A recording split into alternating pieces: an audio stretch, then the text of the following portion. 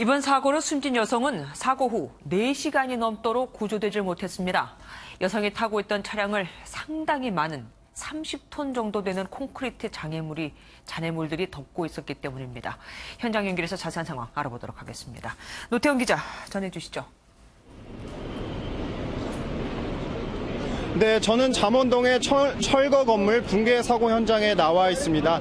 지금으로부터 약 1시간 전쯤, 그러니까 사고 발생 4시간여 만에 잔해 속에 파묻혀 있던 마지막 여성 한 명이 구조됐습니다. 하지만 안타깝게도 현장에서 숨진 것으로 확인됐습니다. 해당 여성은 오후 6시쯤 구조된 남성의 옆, 즉 차량의 조수석에 탑승하고 있었는데요. 무너진 건물과 가장 가까운 2차선에서 신호 대기 중 변을 당해 건물의 잔해에 가장 직접적인 피해를 당한 것으로 추정됩니다.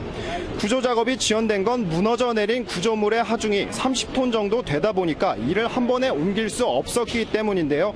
그렇다 보니 4대의 굴착기를 투입해 구조물을 잘게 쪼개 옮기는 작업을 반복해야만 했다고 소방당국은 설명했습니다.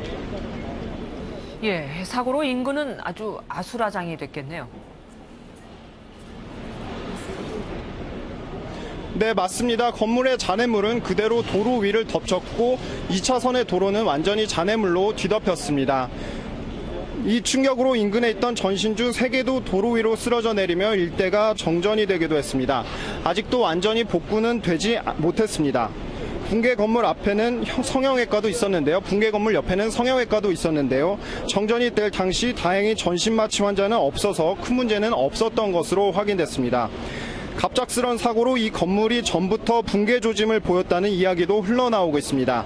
이 건물은 지난달 29일부터 철거 공사를 시작해 오늘 10일 완료 예정이었는데 철거 작업에 들어가면서 건물 외벽이 휘어지고 시멘트 조각이 떨어지는 등 이상한 조짐이 있었다고 말하고 있습니다.